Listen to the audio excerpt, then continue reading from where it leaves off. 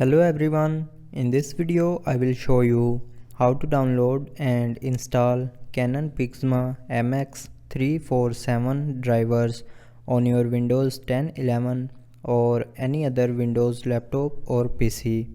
So follow every single step as I am showing you in this video.